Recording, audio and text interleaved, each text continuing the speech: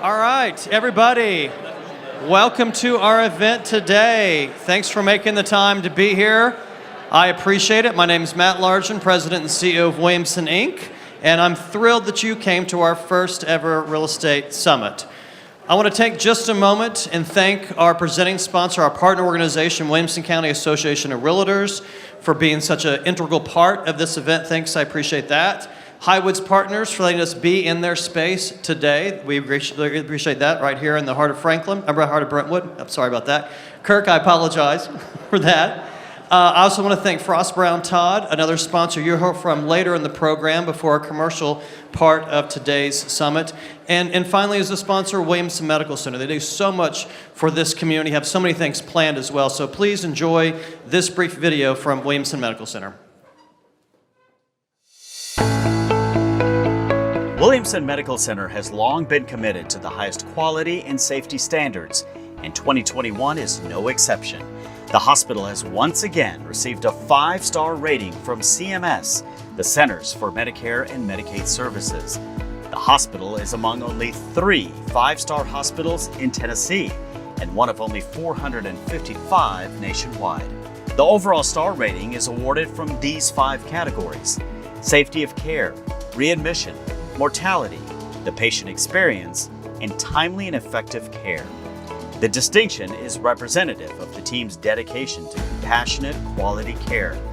Williamson Medical Center is honored to be your 5-star hospital.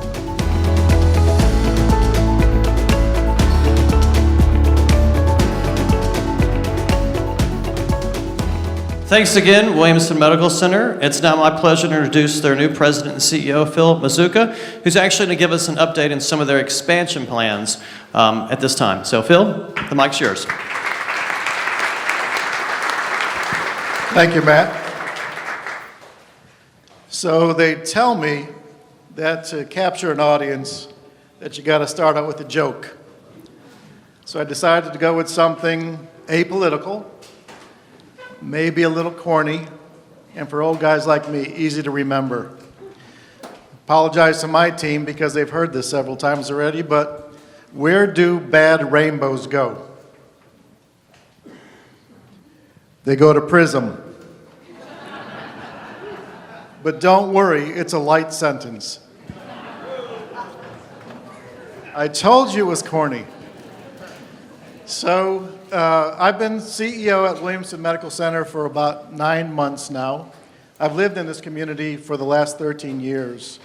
And I didn't know much about the hospital before I took the position on, so in my first 2 months I had to do a little work to try to figure out who we were and where we were going. And so I took a little bit of time to, understand our mission, vision, and value statement.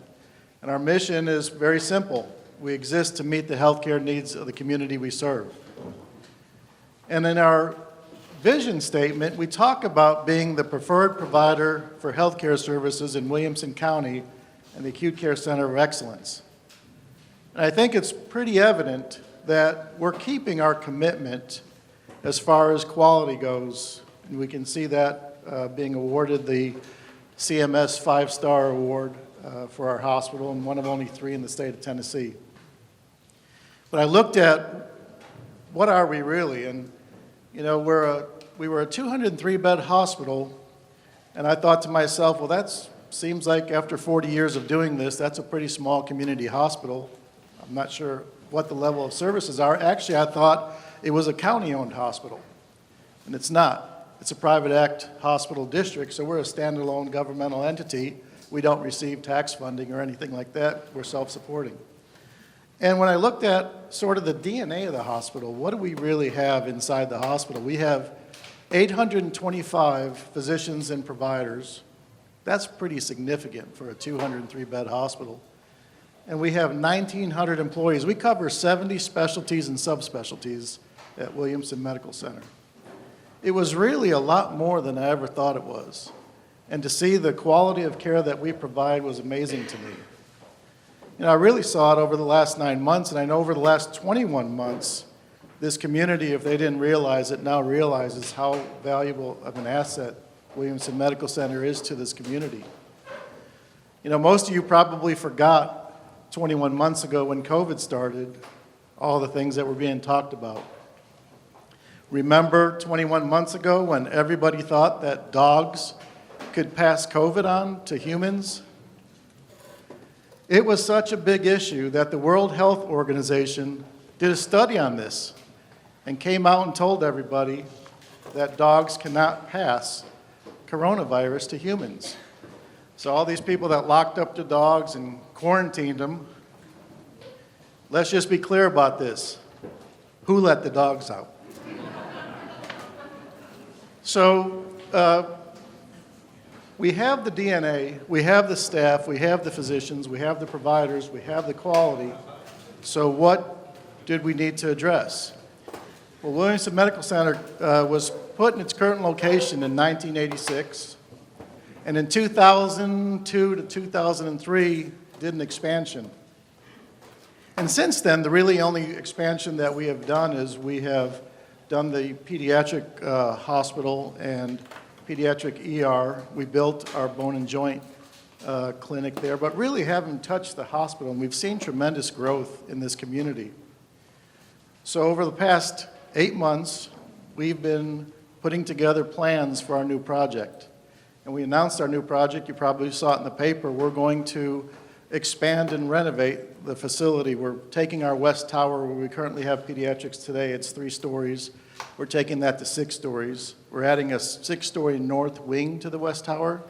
We're actually expanding our ER. It's going to be about double the size of it is today, but it's going from 28 beds to 44 beds. We're also going to put an 8-bed mental health pod inside the ER to address this mental health issue that's going across the country. And then we're going to expand OB, expand NICU.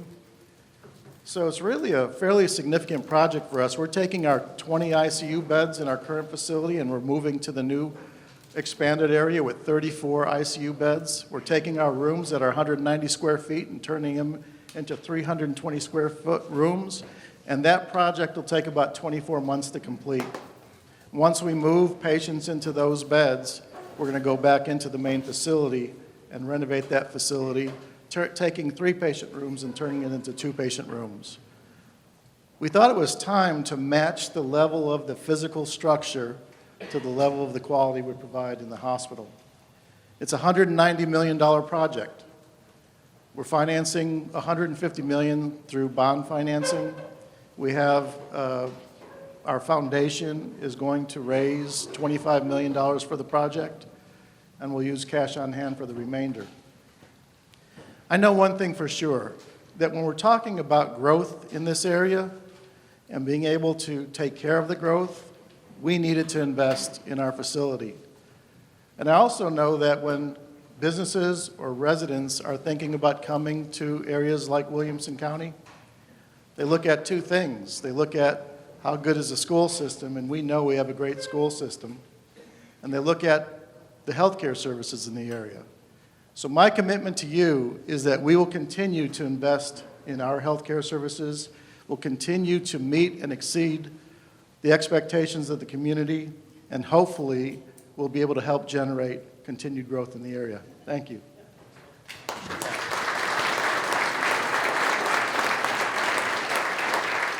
Thank you, Phil. And Phil's right. When it comes to recruiting new residents or new companies, certainly the level of healthcare makes a big difference as people are making that really important decision. I also want to take a minute and thank our media partners today for the event, Williamson Herald, your Williamson Community Impact newspaper, Southern Exposure magazine. I also want to mention, too, that Visit Franklin has placed some gift boxes on the sponsor tables today. So I want to thank them for their support, everything they do for this community, and let the sponsors know you can actually take that stuff home. So those are yours. I also want to mention, too, we're doing some door prizes for this event.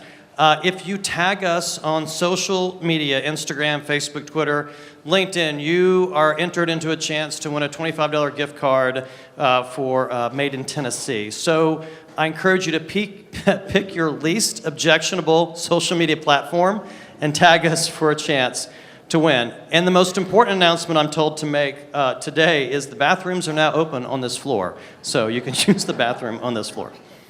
So let me go ahead and jump into the main part of today's event. You know, when we imagine doing this really back in January, we really wanted to look at what has COVID done temporarily, maybe what has it changed permanently, and how does that affect the real estate here in Williamson County. We know there's been a flight to safety from new residents, everybody in here knows that, and a strong desire of companies to minimize risk. In fact, we've had 6 new headquarter announcements in Williamson County since January. And I think what's really important about, if you look at, if you can see this next slide about the job fair that we had over the summer, over 200 companies participated.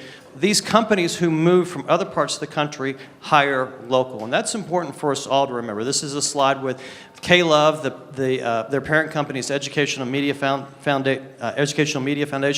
They are building a new facility right here in Williamson County, and again, they're building their team locally. In fact, there was a story last week in the Nashville Post about a company called Thanks that moved their headquarters from Manhattan.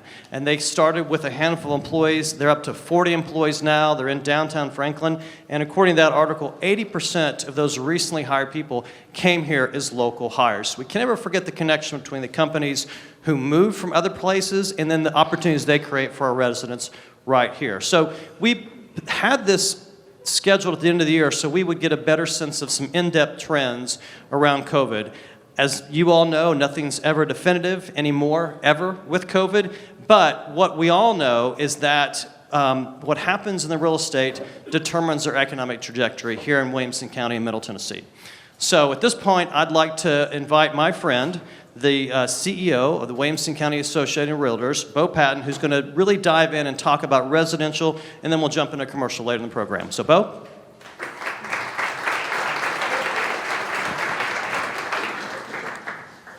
Thank you very much, Matt. On behalf of the Williamson County Association of Realtors, our nearly 3,100 realtor members of the Williamson County Association of Realtors, and our board of directors, which is here at these 2 tables today, it's always our honor to be able to partner with Williamson, Inc., a partnership that goes back many years now on several community endeavors, and we look forward to really growing and continue that partnership. So thank you, Matt. Thank you to everybody at Williamson, Inc.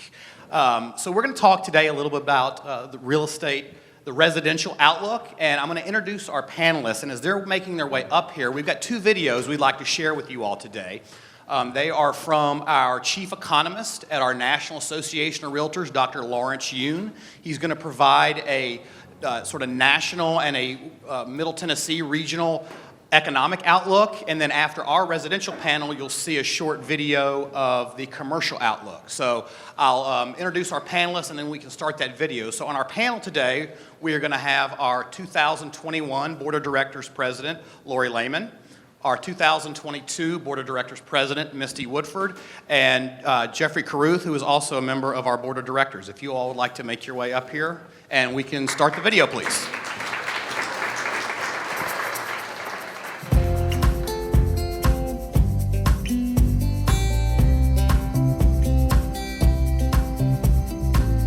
Thank you for inviting. I know that the Tennessee state has been one of the outstanding in terms of economic performance, the real estate market. And within Tennessee, Nashville has been the star. Of course, you as nor the local residents in the area, it is the Williamson County that has been the star within the greater Nashville market. I know to some degree about the Nashville because every year I either go to Vanderbilt University to talk to an MBA student for a day, or in the pandemic era, it's been a virtual, and certainly right now we are doing a virtual event. So pandemic has upended our life. But one silver lining to the pandemic has been the surprising help, surprising strength of the residential real estate market. Bear with me because I want to share a couple of charts related to the residential real estate market. So hold 1 second.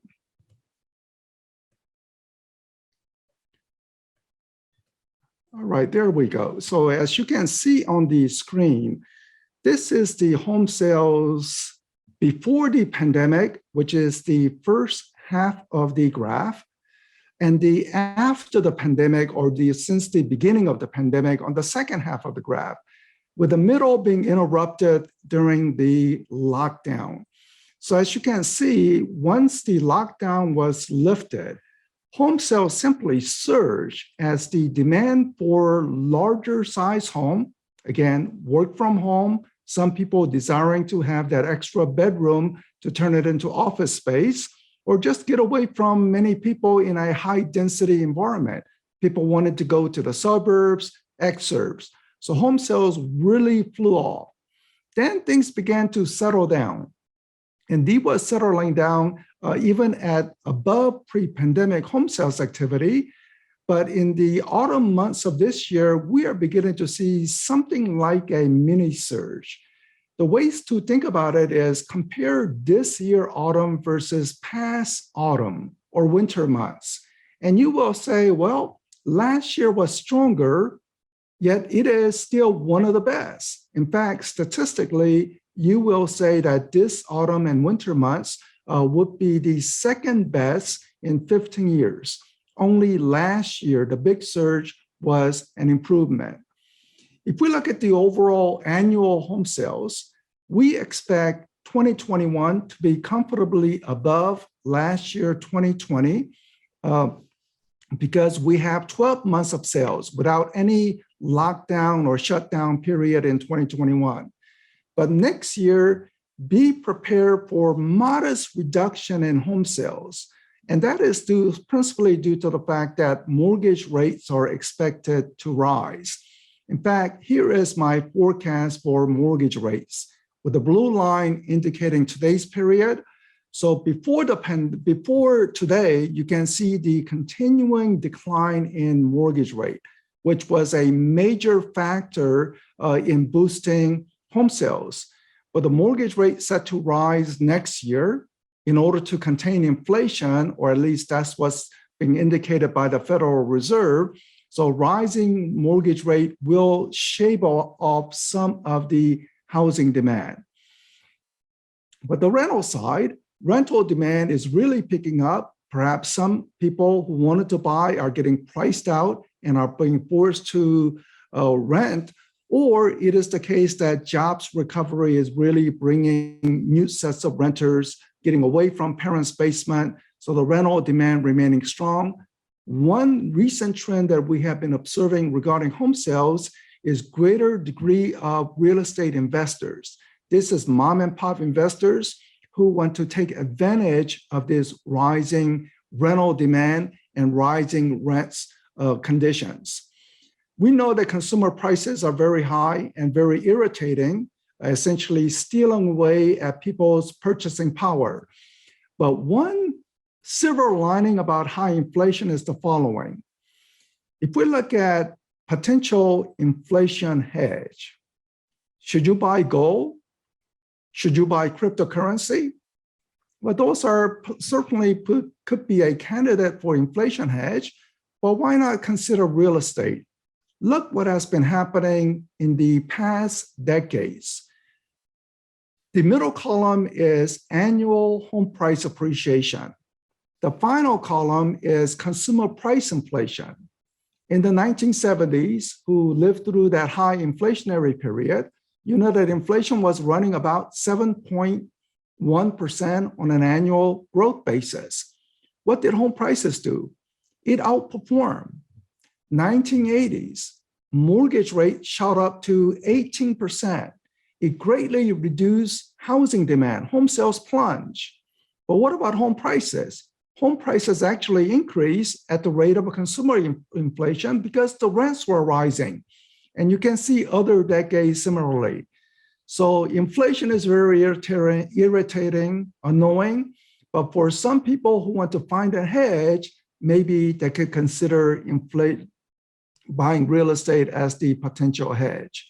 So the outlook as we go into 2022 is that higher mortgage rates, that will shave off some of the housing demand, but I think the home prices will continue to increase, maybe at more moderate pace, no longer that 15% or 20% gain, but more like 3, 4, 5% gain. It also provides opportunity for the first-time buyers to catch up. So moderating home prices could be good news for potential first-time buyers, but the rising interest rate is something that people should be aware of. And the little softening in the housing market condition, nothing like what we saw, say, in the 2008, 2009 plunging sales and foreclosures. It is not a repeat of that, but back to more normalizing conditions. Williamson County, again, is in a very bright spot, one of the fast growing states, one of the fast metro markets, and within that metro market, Williamson County has certainly outperformed. So best to you in the upcoming year.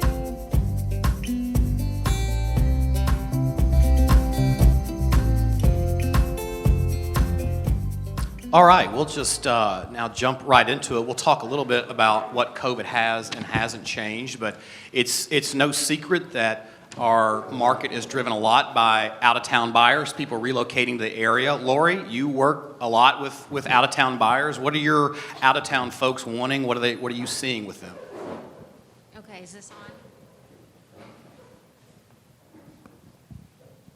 Okay, is this on? Test. Okay. Hello, can you hear me? Can you hear me now? Yes, okay. So first off, out-of-town buyers, what I see the most is they're wanting a change of lifestyle. So with that change of lifestyle, they're looking for different property taxes, things like that they're moving away from, and they're looking for land.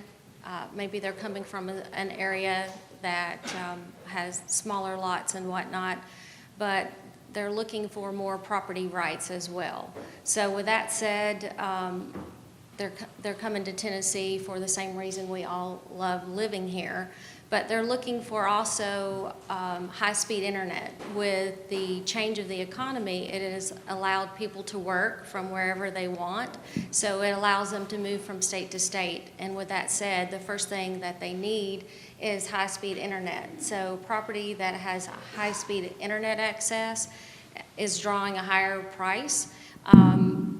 A lot of people want the land, but sometimes when you move out and get the property, you don't have the high-speed internet.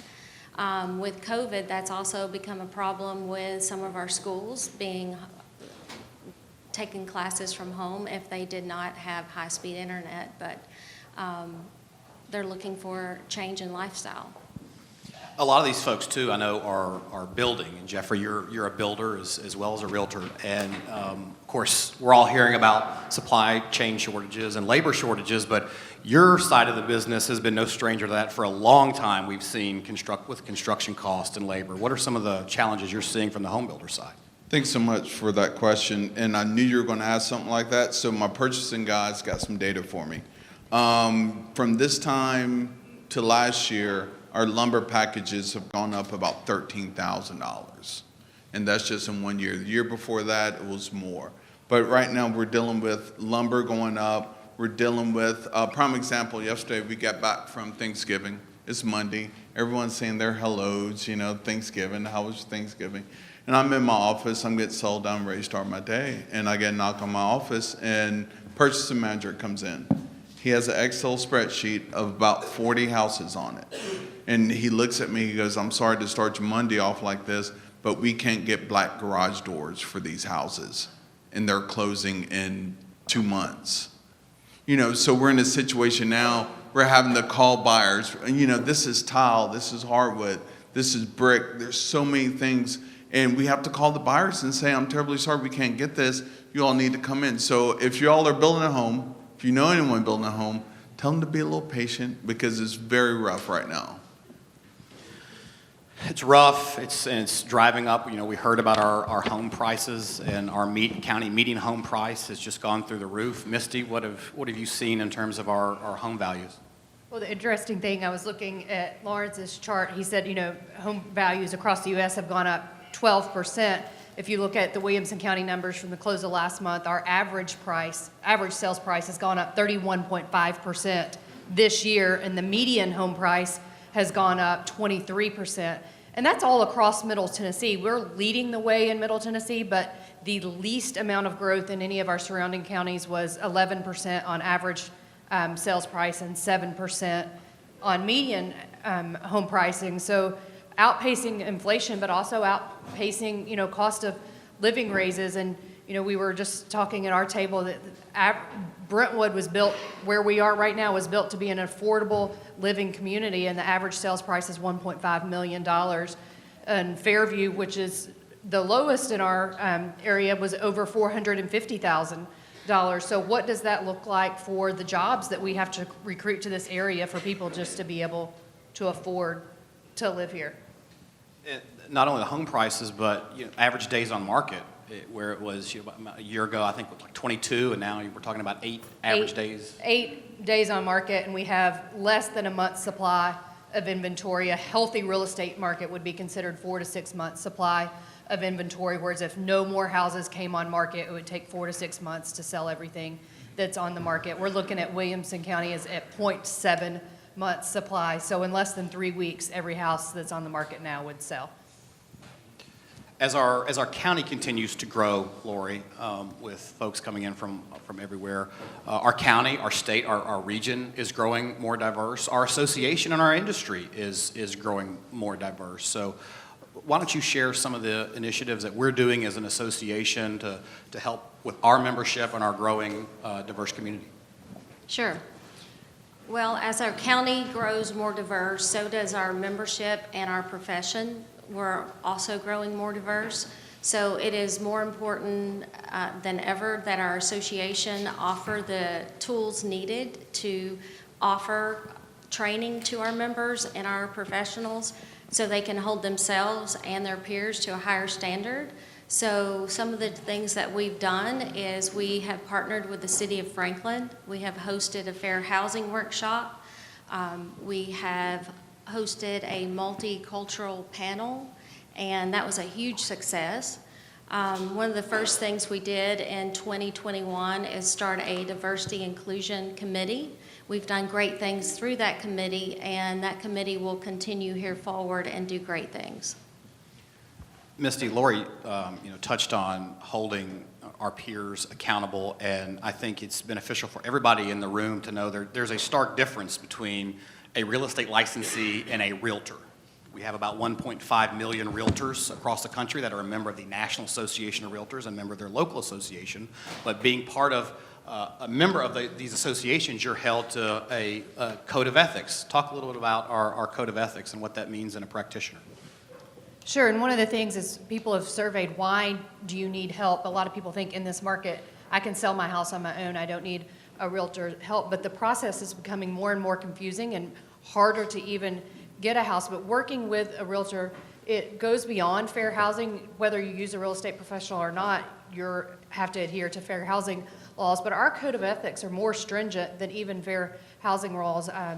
More classes are protected, and not only the consumer, but we have regulations in place of how we deal with each other as professionals, and not to discriminate or refuse that, and how we have to communicate our information and share information. Something that was added last year is that we have to provide proof that an offer was presented on a house. A lot of people, our buyers think, well, my offer wasn't even seen. Now, if we are asked, we have to provide documentation that the offer was actually presented so that your buyer can be confident in knowing that the seller actually saw an offer. We added a part of our code of ethics this year that even monitors the way we speak in public or to our, whether that's a social media platform or standing in our front yard, that we won't use any harassing or discriminatory language or racial slurs or against others in our industry as well as the consumer, but just really protecting the individuals that we work for and that we work with.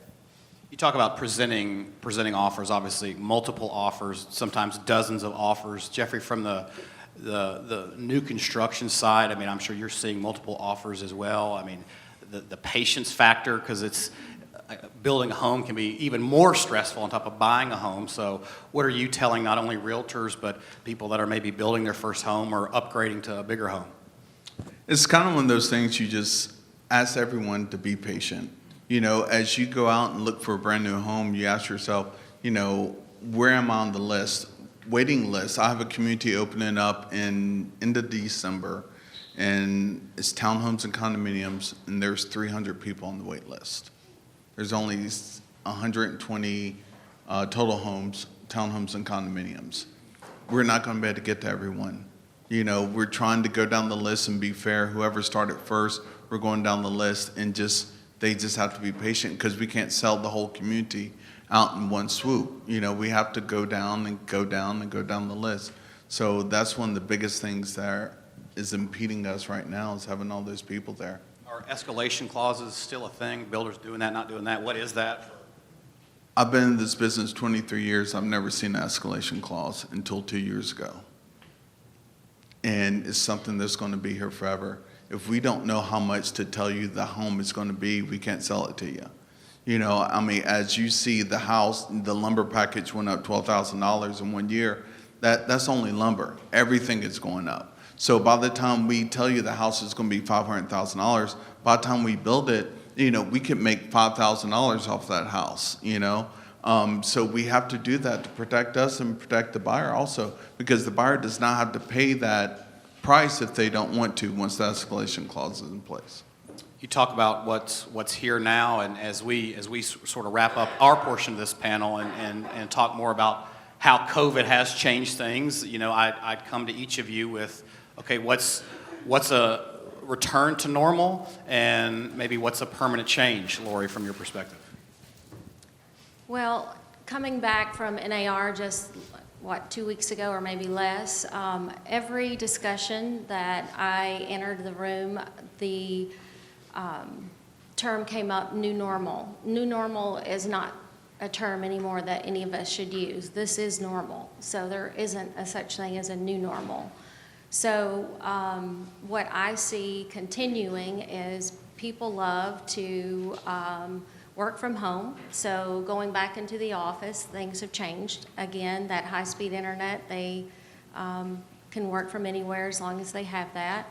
And the convenience of shopping for a house in their pajamas. They want to see those virtual tours, and having a buyer consultation on the front end is so important to find out what they want and what they need, because it's two separate things, and explaining how things are done here, because they are coming from a different part of the country and may not understand this market. So it's our job.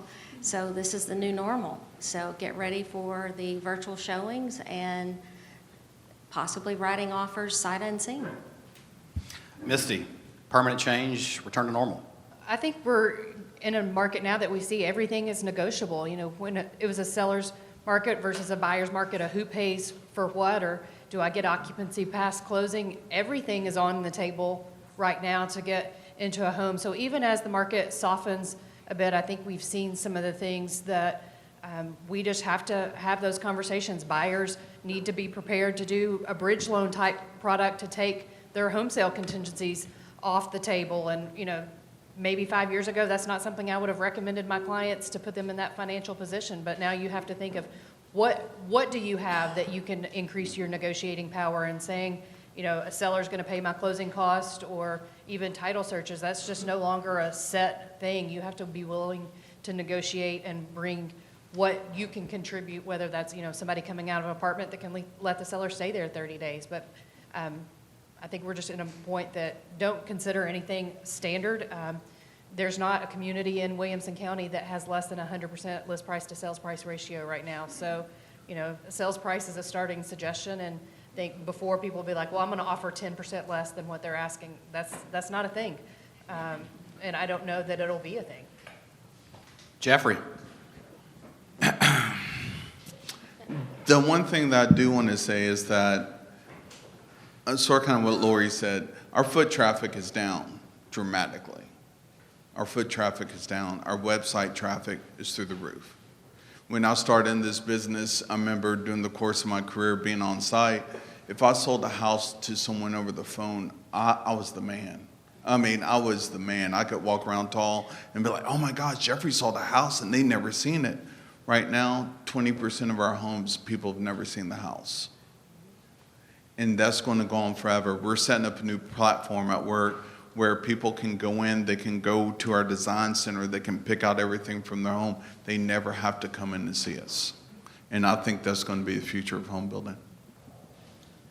Wow, certainly a lot on the horizon, but as y'all saw with Dr. Yoon, I do think economically speaking, we're in a good shape. Again, on behalf of the Williamson County Association of Realtors, on behalf of our leadership here, it is an honor to be with you all today, and that concludes our residential portion. Matt, do you want to go ahead and launch the video for the commercial portion? Awesome. Thank you all very much.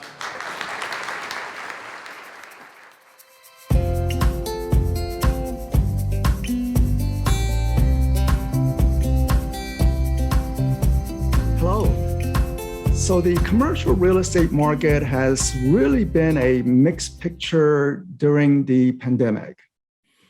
The skyline in Nashville, office buildings, it looks beautiful, yet it's remaining empty.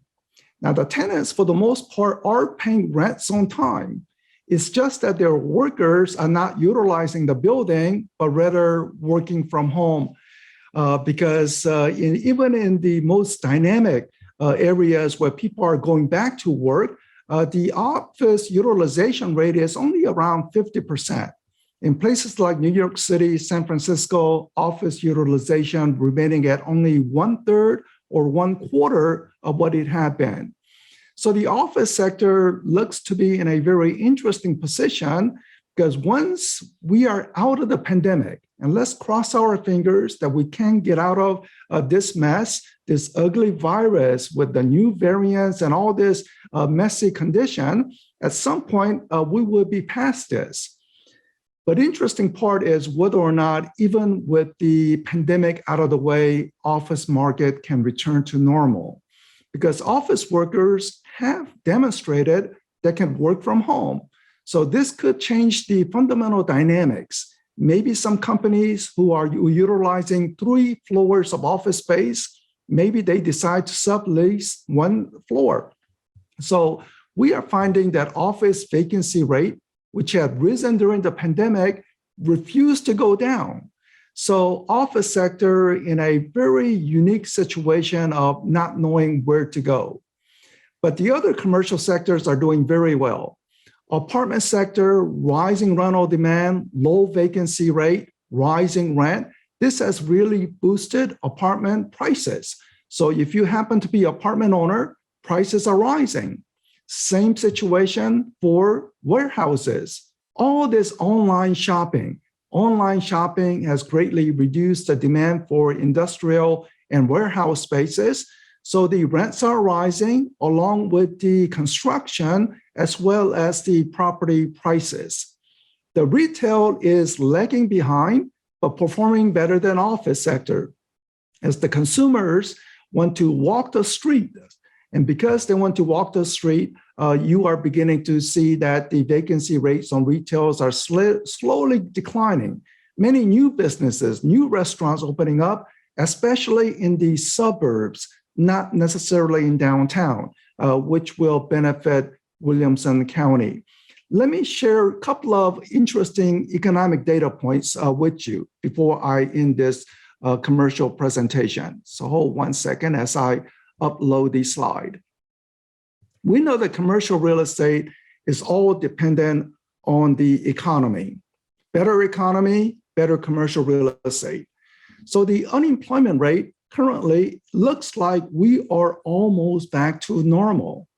But this is deceiving because to be counted in these statistics, you have to be searching for a job.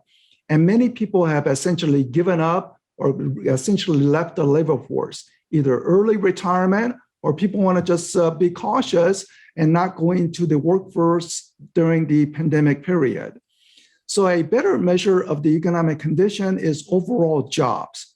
This is total number of jobs in America. Nashville and Williamson County is doing better than the rest of the country, but the trend line essentially showing that we are steadily improving in jobs, but we are still shy by 4 million jobs. Let's look at Tennessee.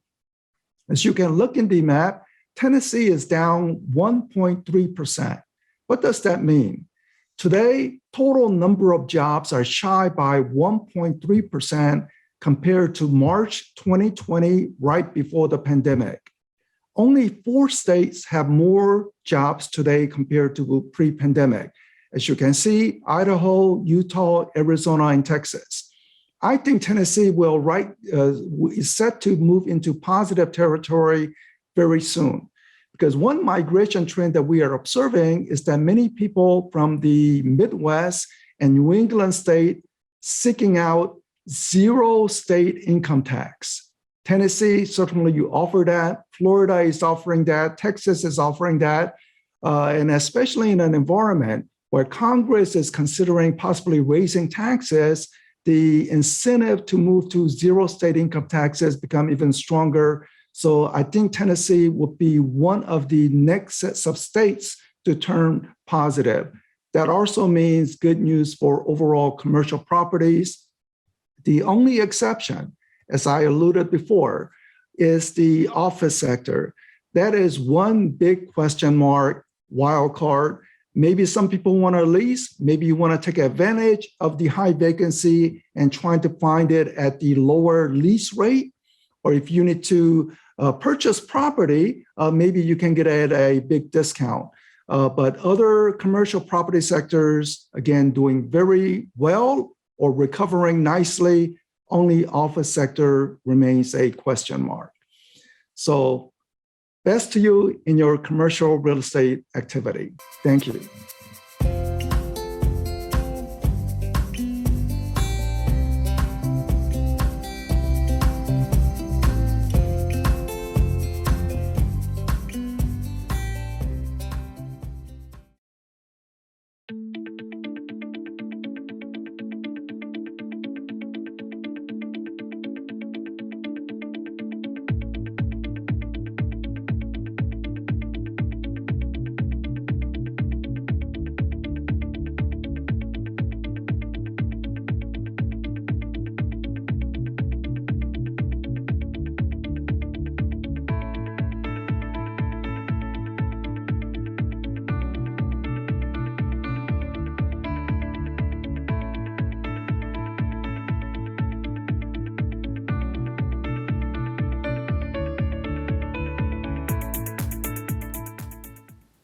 Hello, everybody. Good afternoon. My name is Tanya Austin, and this is Josh Denton. We are both attorneys and partners at Frost Brown Todd. We focus on business litigation and real estate, a lot of which we do in Williamson County. So we are thrilled to partner with Williamson Inc. and be a part of this first ever real estate summit. So quickly about me, I am a Williamson County resident. I live here in Brentwood with my family. I have been personally involved in Williamson Inc. for a few years now, mostly as a chamber ambassador, but now I am very excited to be part of the class of 22 of Leadership Brentwood. I know there are lots of classmates and former Brentwood, Leadership Brentwood folks in the room, and if you haven't done that, I highly recommend it. Little plug there. Quickly about Frost Brown Todd. As you saw in the video, we are a full-service business law firm with 500 plus attorneys in 15 markets across 9 states and Washington, D.C. So we have attorneys who do everything. I will not get into all of that today, but I will instead turn it over to Josh Denton, who can introduce himself and then tell you all a little more about the work we do out of the Nashville office, particularly in the real estate space. Thanks, Tanya. It's good to be here and to see so many friendly faces, former colleagues, former board companions, clients, and it's just great to be on a sunny day in Williamson County.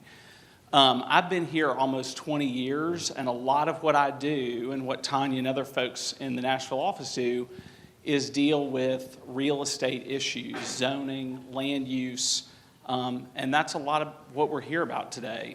And I can tell you, I talked to my 83-year-old mother this morning on the way here, and she, as a former real estate broker, she would die to hear that panel. She retired in 1998. To hear all the terms that are out there and the growth, it's just something that's amazing to see, and really something that we all have to figure out how to deal with. I was at a board of mayor and alderman meeting. I think Jill was there a couple of weeks ago in Franklin, and they were putting up the projections because they're reworking urban growth boundaries. And the population projections are just pretty staggering when it comes to Williamson County and what we're going to do with that. Because in 2018, according to UT's studies, we had about a little over 231,000 people here. And in 2040, we're projected to have 361,000 plus people. In 10 years, we're projected to see 70,000 people joining our community. So the numbers are supposed to spike. So all these things that our realtor panel has talked about and dealt with, unless something changes with that population growth, that's not going away. And I fully expect we're going to see that ripple through all the commercial space as well. So we're glad to be here. We're happy to get this great information, and we appreciate y'all. So. And I will just add on that I was a little nervous hearing that panel that so many of the recent home buyers in the room might be triggered by some of that, because it was a rough experience for some of my friends buying houses recently. It was an adventure. But now it is my honor to introduce the next panel. I'm not sure if you want to go ahead and come up, but I'll just let you know who's on their way to the front. First, we have Elim Freeman. She is the founder of Ojas Partners, a commercial real estate advisory firm specializing in servicing developers and emerging brands. As a seasoned real estate and brand advisor, Elim specializes in identifying vision-aligned partners, understanding and evolving neighborhood needs, and tapping her vast local and national network to craft strategic plans for her client. Elim Freeman. Next, William Hastings is a Nashville native and a principal at Hastings Architecture. He uses his keen understanding of zoning and land use issues to assist his clients in navigating and capturing project entitlements and to support them in obtaining key approvals, facilitating neighborhood and public input, and interfacing with government officials. It's a lot of what we do, so I know he has a lot of fun doing that. Williams also serves on the MDHA Rutledge Hill Design Review Committee and on the Downtown Code Design Review Committee. Next, we have Rene Baskin. Can't see everybody. I think they're up there. Reen co-founded Baskin Strategies in 2008 with the goal of benefiting states, municipalities, and private organizations with leading work solutions. Since its inception, Baskin Strategies has provided flexible work opportunities for employees and recommended square footage and modernized workspace options for large and small multi-purpose organizations across the Southeast. I would say if you are looking for lottery ticket numbers, talk to Reen, because she seemed to have a good angle when she founded Baskin Strategies. Next, we have Janet Miller. Janet is currently the CEO and market president for Colliers Nashville, but has been a key player in Nashville's real estate market and development community for over 30 years, including 21 years as the Chief Economic Development Officer for the Nashville Area Chamber of Commerce. In her current role, Janet is responsible for strategy, business and brand development, talent development, and all operations for Colliers Nashville. And I will now turn it over to Elizabeth McCreary, who needs no introduction, Chief Economic Development Officer for Williamson Inc. Thank you so much. Don't forget to turn on your mics. Everybody in the back is sending me messages. Don't forget to turn on the mics. Thank you all for coming today. I'm not sure who was funnier earlier. I was thinking it's either Misty who made the comment about Brentwood being built for cheaper houses, or possibly Phil on the joke about the rainbow with the prisms, but I think it was Misty and Brentwood, cheaper houses. So we'll dive right in. We were talking earlier that each of these could have actually done their own presentation and probably spoken for an hour or two each. But so let's start, Elam. Some of the things that were brought up earlier around retail, specifically, you work with the factory. It's one of our top drivers for tourism. So let's dive in there and let's talk about vacancy rates there. I think it's a little higher right now, but that's because you've got some plans for it. Talk about what does the future look like for the factory? Yeah, so as most of you have probably been to the factory for years, it's had higher vacancy than it should have, being in Williamson County, which is one of the hottest retail markets in the entire state. So under new ownership, we're looking to change that, and the demand has been incredible.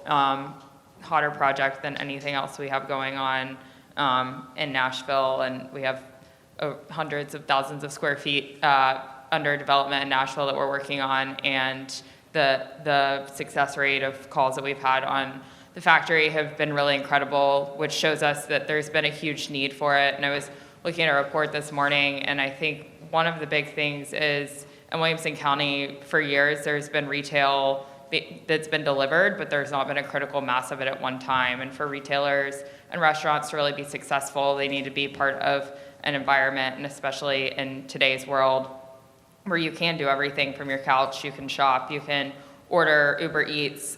You really need to set yourself apart as an experience and give people a reason to want to come out and a place to go with their families where they can do more than just one thing and stay for more than just 30 minutes. So we're really excited about the factory providing the opportunity, not only to Williamson County residents and visitors, but also to those in Nashville that might otherwise not have had an opportunity or not have had a reason to go to Williamson County. It's going to be a place where people can come and spend the whole day. So you mentioned people getting out and shopping more. One of the things that came up earlier was the supply chain and logistics. Are you seeing, and can we anticipate, hopefully, maybe a return to that brick and mortar? And I'm thinking even just as soon as this Christmas shopping, I've sort of panicked a little bit. Can I get my stuff shipped to me, or do I need to go back out and shop? And also sort of that pin up, and we're all wanting to get back out of our houses now and do a little more. So do you anticipate that, not just for the factory, but from the retail sector as a whole? Do you see people moving back out, and maybe that brick and mortar will have a return? Yeah, absolutely. As I'm talking to out-of-town investors about Nashville and the retail market, I usually tell them everything that you've seen in the press about New York and all these vacancies that happened during the pandemic, just assume the opposite in Nashville. So as we've seen this influx of people moving here from the coast, we've also seen a increased demand from brands that we never would have imagined would have been interested in Nashville. And interestingly enough, these e-commerce or digitally native omni-channel brands are closer to the data than anyone else, because groups that we would have called pre-COVID that would have said our customer base isn't big enough in Nashville, we just don't think it makes sense for us to open a brick and mortar, or now can't get a store open fast enough because they're seeing their e-commerce sales skyrocket here with people that are familiar with their brand. And for a lot of these digitally native brands, it's super important for them to get a brick and mortar open. And it's not only a good place for them to sell their product, but it's also a marketing tool for them. A lot of times it's gotten so difficult online to really have space unless you're paying out the nose, and it's cheaper for them to have a brick and mortar space. And to circle it back to the factory, I think that more and more of these brands are wanting to go with other like-minded brands, and it's hard to find another place in Williamson County that has enough vacancy right now in order to cluster these really relevant brands together. And then in addition to that, a lot of these companies that are opening up in Nashville, they're only going to be able to open one location in Nashville, but Williamson County provides an opportunity for them to get some economies of scale and provide enough distance so that they're not cannibalizing their own business. Thinking about that, let's talk a little bit more then in terms of how they choose locations. I'm curious for you, and then also Janet, if you want to chime in. For our office, we don't focus a ton on retail. We spend most of our time focused on office relocations, headquarters, back office, that sort of thing. So talk to us about how retailers are choosing communities and what that process looks like. Yeah. So it's interesting, as I was looking at some of the data this morning of vacancy rates in Williamson County versus some other suburban markets in Nashville, the vacancy rates almost directly correlate to the incomes, with the exception of downtown, because you're making up for it in the density and the tourism. So I think demographics is a huge reason for choosing. Retail decision making is always a quantitative and a qualitative decision. So there's definitely an element of wanting to go into a location that is authentic to your brand as a restaurateur or a retailer. And I always say, as a retail broker, we're a B2C business or a B2B business servicing B2C companies. And so with that, I think, a lot of them have opted to go to Nashville where there are these adaptive reuse opportunities. And with the factory in particular, that's one of the only true critical mass adaptive reuse opportunities in Nashville, which is sort of checking two boxes that retailers couldn't check before, which is great demos and a authentic space to open your location. And I would just tag on, we do some work, we do all of Starbucks siting, and it's been really interesting to be inside of that. And what you find is it is almost 100% driven by data. I mean, they are just data hounds. And so Tony Vaughn, who represents them, is getting calls from everybody wants a Starbucks up the street, right? And the persuasiveness of the story is not as impactful in retail as it is in office. I mean, in office, let's face it, ultimately the CEO is probably going to say, hey, we're going to go where I want to be. I mean, that happens sometimes. It's more rare in retail. So it is all about rooftops and income and understanding the profile of your exact user. And then everybody wants a drive-in end cap, which are almost impossible to find these days. So you have that too, don't you? Yeah, and I think this proves the point that retail is very nuanced. So it depends. If you have 5 locations, you're going to be looking at your retail decision-making very differently than if you're Starbucks. That's right. Thank you for sharing that. Before we actually had a Trader Joe's, I can't tell you the number of phone calls that we got. When are you bringing us a Trader Joe's? I can't get them here fast enough. Janet, can you talk a little bit about the effect of some of the empty retail, the effect it has on the office building? So with the, we've got all these mixed-use developments now, and there has been damage to the retail industry. Sure. So what does it look like in a mixed-use development when you've got retail space that's empty on the first floor, and then you've got office space above? What impact is that having? So I think this is a real context question. I think we've all got to remember that we are still in the middle of a pandemic, right? And we all want to act like it's done, it's over. So when you see 20% office vacancy in Cool Springs, you're like, oh my God, the world is ending. The world is not ending. There has just been a perfect storm that has happened, and it's COVID. Some large users just happened to be located in Williamson County, and their business model required them to downsize. You've had that, and then you've had some supply come in that has contributed to that vacancy.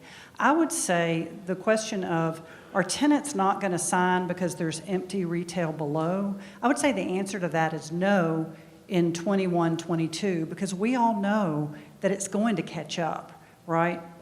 And I would tag on top of our economist friend and say, office is a question mark. Companies have gone home, but 80-something% are going to a hybrid model. And what Williamson County has going for us sitting here is we're picking up a disproportionate share of the new jobs, the new corporations coming to town. So if you were just rearranging the same deck chairs, I'd be super concerned about a 20% plus vacancy. But what did you say, 6 headquarters announced since January? The assets of this county have not changed because of COVID, right? You still got the best school systems in the state of Tennessee. And what's happened now is you've got this huge range of choice for companies. And I know from working relocations for 21 years, often they show up and they haven't planned far enough out to say, we want to come in 3 years. They're saying, I got to be in space in 9 months. So this vacancy, now I was paid to be upbeat for 21 years, so I have a tendency to look at things in a more positive way. But there is an opportunity with these vacant blocks of space.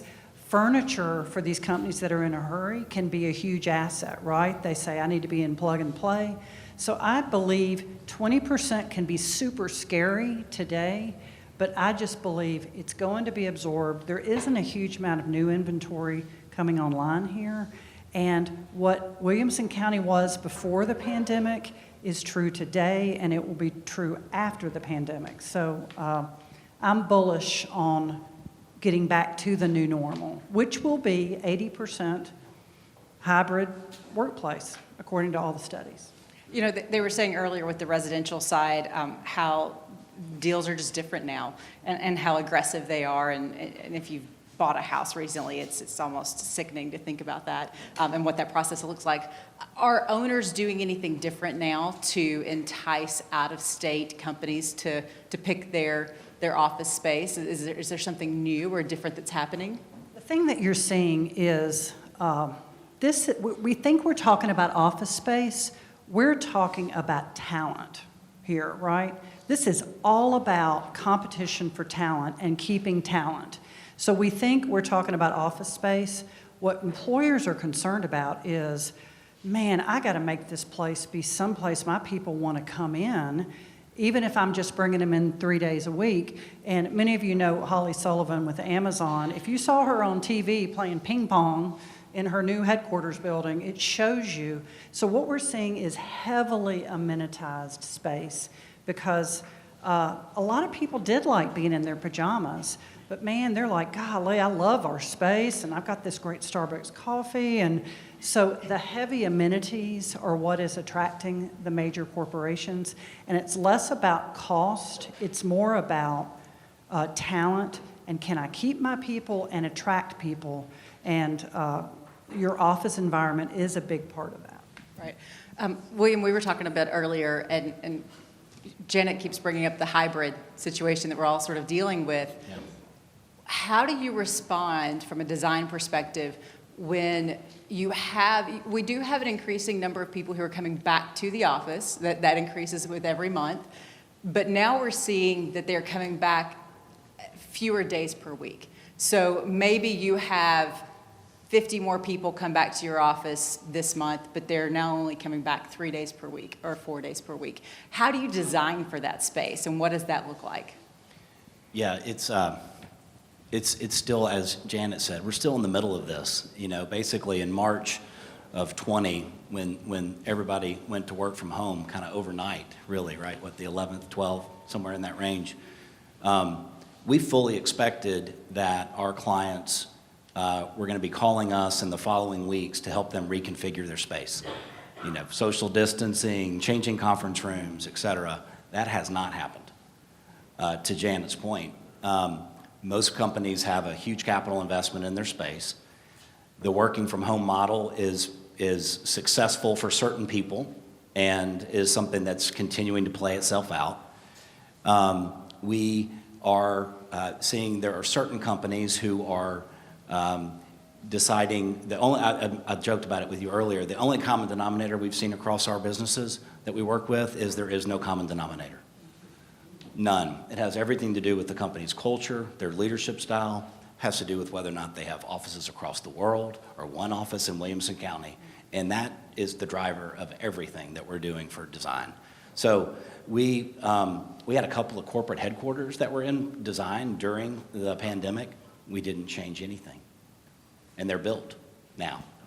So I think there's a pretty strong commitment that there will be a return, not necessarily 100% return to work with an assigned desk or an assigned workstation, but that there will be a hybrid model. But the hybrid model is interesting because the only continuity I've seen there is that people would love to work Tuesday, Wednesday, Thursday. That's right.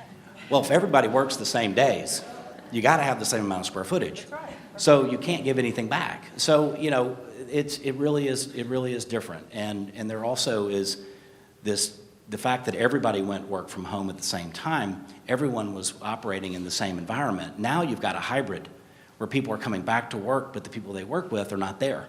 So they decide not to come back the next day because it wasn't productive for them.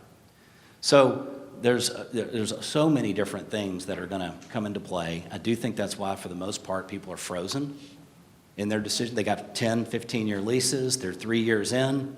It's working remotely. Why rock the boat, you know, from an HR standpoint? I think we're done with those tape arrows on the floor, though, don't I you? do. Didn't we all Yeah. put tape arrows on the floors of our space? Yeah, definitely. I mean, some of those, we had a lot of those. So for designing for the future, it depends on the client. We have a global technology company that we've taken their workplace from 700 to 500 with no change of anything other than how they assign workstations. They're having project rooms for people to come back and collaborate. You can assign a project room for up to a year. So if you come back to work, your work room is that work room with your team, not a workstation. I mean, there's all sorts of examples. It's a gigantic experiment. Reen, I feel like this is, you were made for this moment. I mean, I feel like there's so much of what you've done historically that just brought you to this point in time. So, and I also feel like you could literally give a talk on your own and how we respond to this. So let's just start with culturally, how do we respond when, as an organization, we're trying to do a hybrid model? What does that look like? Well, you know what's interesting from my perspective is that all the pandemic did for us was solidify the methodology that we were using and kind of talking to clients about before. And we've known a couple of things, right? We've known that employees wanted flexibility. That was showing up pre-pandemic. And we also know that it's not right for every job. We know that some jobs can work from home wonderfully because they're heads down focused jobs. We know that some employees are meant to be mobile. They're better served out in the community, meeting with people, meeting with clients. And then we know that there are some traditional in-office jobs. We know there's some transactional jobs that can be done from home. So when you're creating a hybrid model, which we've always loved, it just has a new name now, the hybrid model. We used to say flex work. A couple of things to remember are, look at the position and the work that's being done when you're making those decisions, because what we're going to see, and we know this from studying back in 2011 and 2012, companies that sent everybody home, remember that, and then pulled them all back in. So we know that it works best for some jobs and doesn't for others. Also, when you're creating that hybrid model, and you spoke on this just a little bit, there has to be a rotation that works for the clients being served. So if you'll just keep the client front of mind and the employees front of mind, for example, if you have your heads down focus work done at home, then you want your collaborative work to be done in the office. And if you have everybody out on a Friday, that doesn't work. So keep that rotation in mind, look at those positions individually, and then back to the office space, you can make your office space what it needs to be based on those job functions. Do you have recommendations for how someone might measure productivity in a different way now when they're not sitting in office? It used to be butts in seats, right, 8 to 5 kind of thing. Well, I'm going to save you all for my hour spiel on this, and I'm going to give you a couple of quick points. One is, several years ago, I was walking with a gentleman, and I said, well, how do you know everyone's working in here? And he goes, take a walk with me, Reen, down the hallway. And we walked down the hallway, and he showed me all of his employees on the computers. And we couldn't see behind the computers, and I thought to myself, sir, do you really know that everyone's working? Because there could be some great Amazon shopping going on right now. And so I think that measuring productivity is the same in the office as it is out of the office, and you have to keep it consistent. So you're measuring to outcome. You're measuring not by when you see the green light come on when someone's on their computer, because I could answer emails all day long and get absolutely nothing done. You are setting measurable, attainable goals for your employees, and you're measuring them to those outcomes, managing them that way. Thank you. So much of this is about culture and how we maintain it. William, I'm curious, pre-pandemic, we were talking about walkability and how important it was to have sort of those mixed-use developments. We at Williamson Inc., we ran as fast as we could to mixed-use development and absolutely love it. And it was all about light and how much light we could get for natural light for the employees. And so I'm curious, are you still seeing that? Is it still as important now? And what does that look like when you talk about culture and trying to entice people to come back to the office? Yeah, I think that's the nail on the head. I mean, at the end of the day, it's still about talent, and it's about talent acquisition, and in all cases, the desire to have significant outdoor space, both urban and suburban, is critically important. So, walkability for access to restaurants and things like that, mixed use, are definitely still top drivers. I think amenities, as Janet mentioned, is a huge driver as well. You know, we're working in Williamson County right now on some office buildings that will be repositioning parking areas and things into outdoor spaces. So you're going to see, because there's going to be inevitably a hybrid model, which is likely going to take pressure off of parking lots. So even though the buildings might be occupied the same way, they may have, you know, fewer people actually in the office at any given day, which is going to open up opportunities for other amenities, you know, pop-up retail in certain locations and things like that. There's also a safety factor. I mean, I just don't think before COVID came along, we all thought about, am I safe, right? Suddenly, we were all scared to death for a year, and so our personal safety became very important. Look around where we are right now. It feels like a green, walkable, safe place. And I will say, there's a couple of buildings in downtown Nashville right now, beautiful towers, that are losing tenants because the tenants don't feel safe. And so that whole thing that's going on in downtown has its price, and it's not just about the aesthetics, it's am I safe? And I think that's something that Williamson County product, you feel safe, and it's beautiful, you know? Talk a little more then about maybe how Williamson County stacks up, not just to our peer communities, suburban office markets, but also against sort of that urban core, and what does that look like having those companies move out into the suburban office areas? I remember we did some work when I was at the Chamber, it was probably 10, 15 years ago. 70% of the tenants were wanted to come to Williamson County, 30% downtown. Downtown just didn't have it going on. If you look at the pipeline of deals looking right now, it is about a 50-50 split. And my view is it's like an apple and an orange, right? And I remember working on the Nissan headquarters years ago, and they just didn't peg themselves as an urban downtown company. They didn't see themselves that way. It wasn't their culture. And so where do they end up? Here. So to me, it's really a split. Downtown has come on strong, right? There is a lot of sexiness and excitement and energy in downtown, but I really believe that 50-50 split is probably over the long haul what you're going to see, because companies do have different cultures. So I think very well positioned. You know, companies go to the airport area because they travel a lot. Metro Center because it's easily accessible and affordable. This is about quality of life, being close to home where the executives are, and safety in the experience. So I think you're probably going to see a 50-50 mix, but it is a battle, and people are fighting over rates. So landlords are having to be mindful that not everybody can pay $45 a foot for office space. Okay, so I'm going to throw you a little bit of curveball here. I'm curious.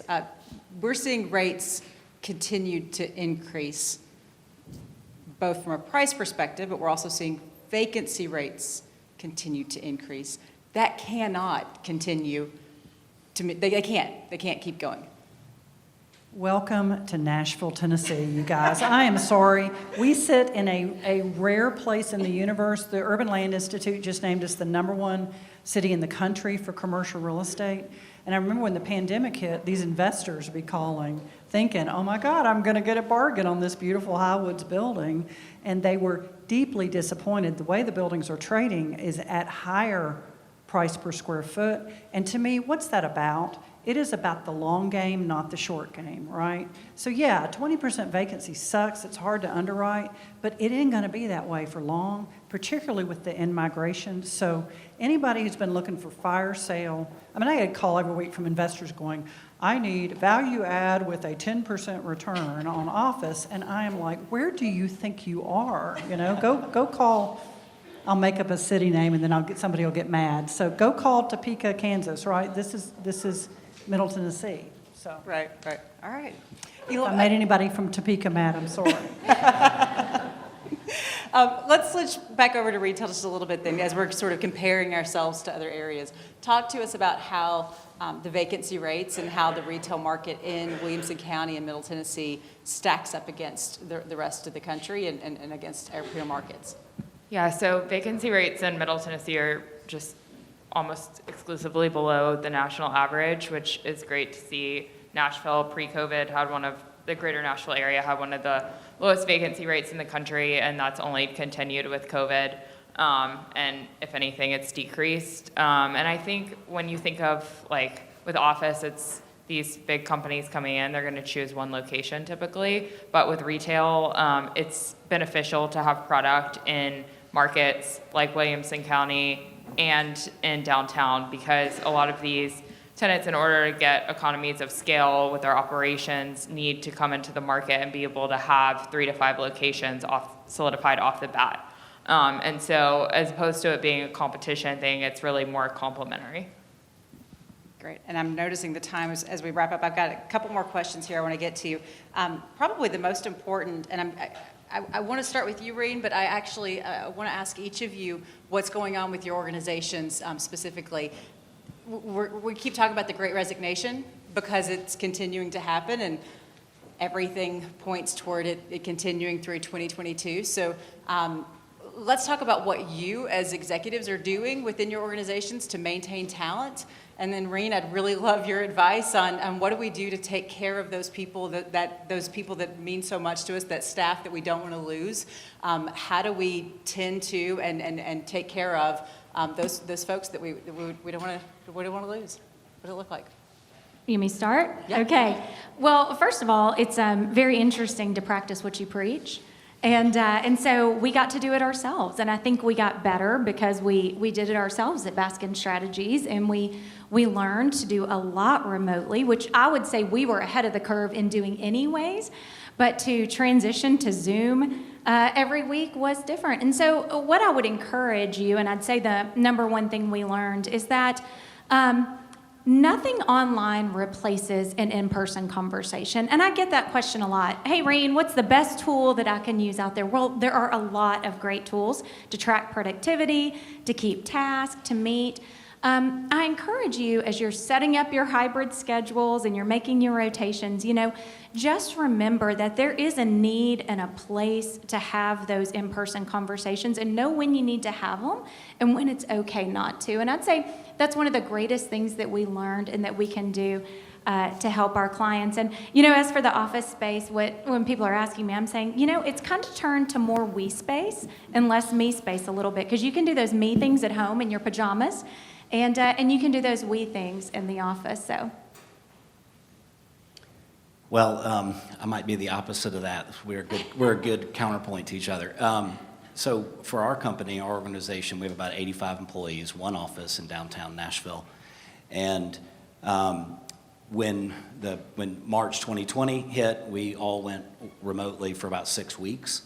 So from June 1st of 2020 until today, we've been 90+% in person in the office, which was rare. There were not many of us, but we're in a very collaborative, creative, environment. And so we found over that 6 weeks that our ability to service our clients and do really great design work was diminished very quickly. So we gave people options. We did all sorts of things, but we had a nurse in the office every day. We had meals brought in, and we actually found that people felt that they were safer, and that you could look at all sorts of data, and we found people asking to come back more quickly. And so we've been back the whole time. So we have clients who are still 100% remote. But on the talent world and how to deal with, we have had, more turnover in recent days, and I think people are, all of us, I think, are evaluating where our priorities are. And I think that's going to inevitably lead to more turnover and continuing to treat people well and keep them safe and then reward them. But we're also now competing with the global economy, because firms from Chicago are recruiting architects in Nashville to work remotely in Nashville. You don't have to move to Chicago anymore. So the competition's totally changed. I'll tag on, which is what I learned during COVID. It was exhausting because I was calling I've got 70 employees. There for a while, I was calling every employee every week. And I wasn't asking, how's your work? I was saying, how is your family? How are you feeling? Because look, these are a bunch of all-commissioned salespeople. They were scared to death. And what I figured out is somewhere it stopped being about business and it started being this commingling of you as a human and as an employee. And we have had extraordinarily low turnover, but it just took a lot of effort. But to me, this is an upside of COVID, which is we all learned that life isn't work. And I think the employers who are going to do well have great place for people to work in that makes them feel safe, but also they're working for companies that somebody actually says it's going to be okay, right? So I just think we learned a lot about caring and taking care of your people, not just as worker bees, but as humans. And I think that's what companies that succeed will have to do.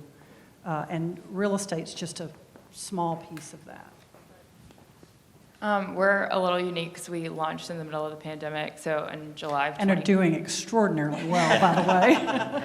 And so our team of 7 now has all joined since July 2020. So it's actually given us the opportunity to not have to jump right into an office when we're in hyper-growth mode and figuring out all our needs, but to think outside the box. And now we're getting to a point where we are evaluating moving into an office, but I'm able to fully have, some time now instead of getting something from day one to know and evaluate what our needs are. And we are primarily 5 of our 7 people that work with us are brokers, and so they're out and about all the time, and it is beneficial for us, especially being in retail, that we are out and about. But it's also given us the opportunity to further think outside the box for those non-broker positions. So we have someone working for us in LA that's a full-time, very integrated into our team, but because the rest of us have been remote, he doesn't feel removed. So yeah, I think for us, the summary would just be thinking outside the box and gave us time to really understand our needs, yet still really hyper-focus on culture and how we're gonna be able to stick together, whether in an office or not. It's great. Thank you all so much. This has been fantastic. There's so many things that are changing and are going to continue to change. And I think someone said earlier, there is no new norm. It's all just different, and we're all just figuring out how to do this. I do want to share, we've had, I think it's been mentioned several times today, we've had 6 announcements this year, 6 headquarter relocations announcements this year, which is absolutely fantastic. I just realized that my back has been to this side of the room the entire time. I apologize for that. But it's been an incredible year, and I do want to give a quick shout out. Nathan Zipper is in the back over here. He is head of business recruitment for Williamson, Inc., and he has been the one who's been leading those efforts. So Nathan, thank you for what you've been doing. A little